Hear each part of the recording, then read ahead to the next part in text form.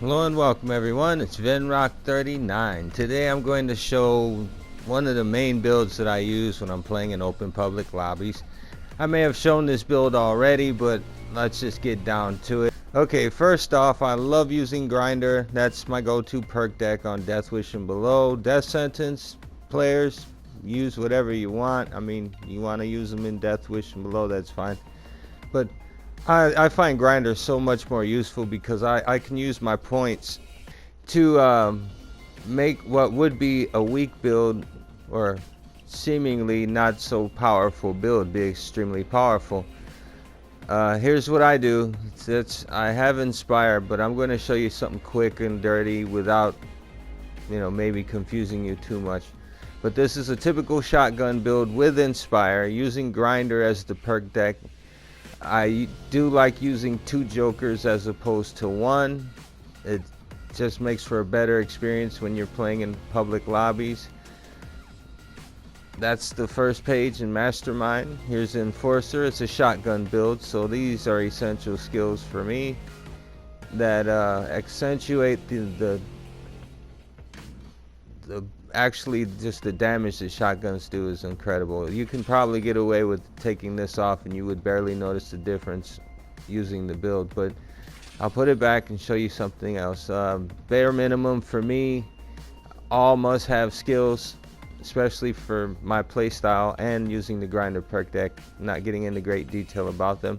Scavenger is another great 1 point skill. If you don't have this skill and you have 1 point in other places, try to do without them. Same with Hardware Expert. That's another 1 point, so that's 2 points that I'd love to allocate because I gotta have those skills when I'm playing.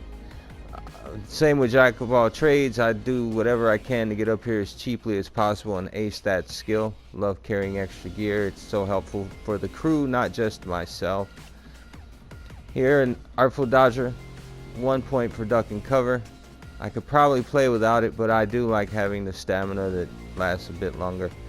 Here's second one basic, Silent Killer, just to get up here in Optical Illusions. Acing low blow is a big critical part of my method to my madness, so to speak, as well as high value target ace. That one really helps out in more ways than most people can imagine.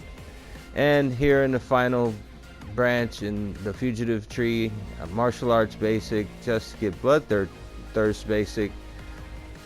It's a great way to smack a dozer a couple times upside the head, soften them up, and then you don't waste all your ammo shooting at them. If you can dance around the dozer, you can really mess them up. If you have been doing a lot of killing and you didn't kill anything with your melee, you're going to have a very high damage multiplier on your melee weapon.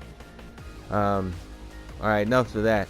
So, if you don't like Inspire, which I really don't, but if you're going to use it for public, I think you should. Okay, now that's 16 points I take away from the build. These are kind of really good. You just set them down. They keep you from going down, so you can forgo the need of combat doctor or, extra doctor bags, I think. But it's just a play style, especially when you're in Deathwish and below. You can goof around with your health allocations, but that's another video. Okay, I just gained 16 points by taking away Inspire and still using this very useful aced upper skill.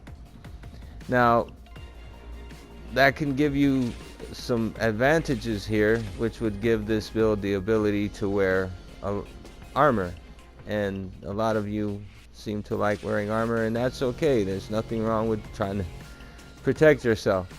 But by taking those 2 extra points that I gained from that little move of removing Inspire, now I've made it possible for me to wear a lightweight ballistic vest with the properly modded shotguns and stay a nice detection risk of 23 or lower, which is definitely a plus when you're playing with a critical build like this build is. So I have a modded Grim shotgun 12 gauge with Dragon's Breath rounds to fend off shields. It's modded pretty basic in my opinion. There's no barrel extension, just using Dragon's Breath rounds. If you don't have those, I guess you can compensate for the slug, because that'll shoot through shields like sniper bullets will. Or possibly the HE rounds, the explosive ammo.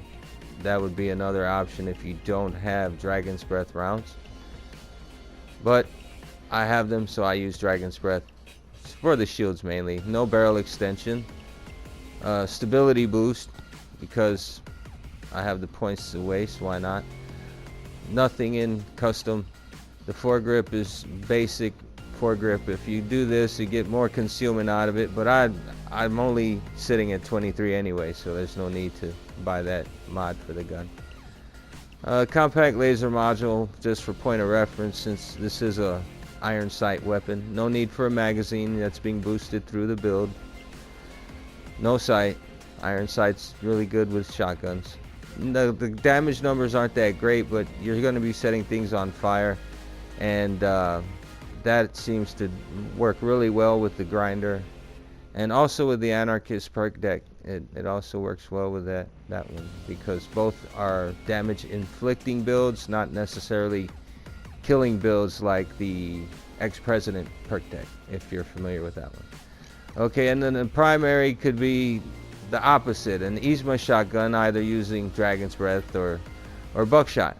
Now I equipped this weapon with a team boost, so you can help another player that's coming up in the lobby. So that's all that is, but here we go. You can get the detection risk even lower if you were to add a concealment boost instead of a team boost. Triple aught buckshot, the short barrel, that's DLC. Nothing for the barrel extension. The boost, obviously team boost, but if, like I said, if you put a concealment boost on, that's fine, or extra stability, that's fine.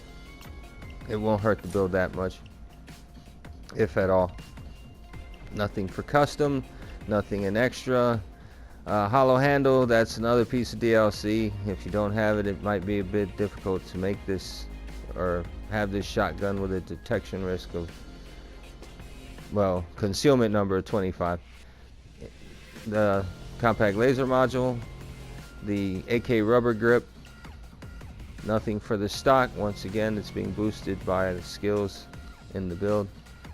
Skeletal stock, and that's about it. That's how the weapons work. Now I showed you I do have the same weapon modded, but with Dragon's Breath, and I have it with triple aught buckshot. That might not be a bad idea for some of you that want to test the differences. Just buy another one and set it close.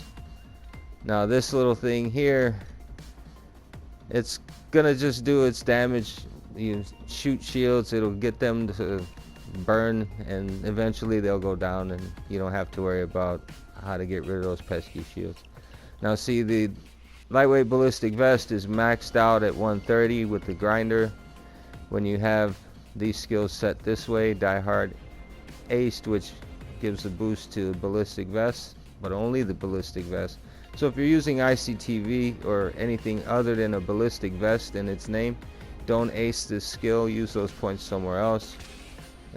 Maybe something like this, or possibly something like this would be better if you're using anything other than a lightweight, a ballistic vest, or a heavy ballistic vest. That only affects those particular vests. Remember that. It's got to be ballistic for this skill to be necessary. Otherwise, do it like so. And give it a go, see what you think. If you get comfortable with that build, then you can move on. I don't want to get into long details about how crits work, but because you got low blow ace, you can carry that 23 detection risk and get a maximum of 30% hit chance, and that'll make this build a real killer. You're gonna melt things in front of you as long as you're aiming for faces and a little bit of trigger discipline. Those shotguns are gonna really do damage for you, especially that Yzma. Now I did test this either way, and the Yzma does way more damage as far as on regular enemies as even specials. This one will do it too, but you're gonna shoot a bit more. But because the Grim is so ammo efficient, it doesn't matter whether it's the triple aught buckshot version of this or the the Dragon's Breath round. It really doesn't make a difference. So that's something that's a player preference. I advise you guys and ladies to all try it. And then once you get comfortable with this build, if you feel like, you know, you can start peeling back armor, it's just giving you more room to play with to mod these weapons to get them better. More stability, maybe more or less accuracy, depending on how you like to play. All through gun mods. So here's another thing you can do. One Joker is usable. Don't have to use 2 Jokers for a build like this, especially Grinder is good. So maybe you got 6 more points you can probably do some other things with. Maybe beef your armor up, or maybe add a little more dodge chance if you're sprinting around. It's not a lot, but it is what it is. I would probably ace pumping iron, so everything that you hit with that melee is going to be really nasty. So damage multiplier with this added on top of it is going to be real easy to kill dozers with 1 hit if you're doing the killing that this build can afford you. So I hope that was useful to you guys and ladies. As always, take care, be well, and good games, everyone.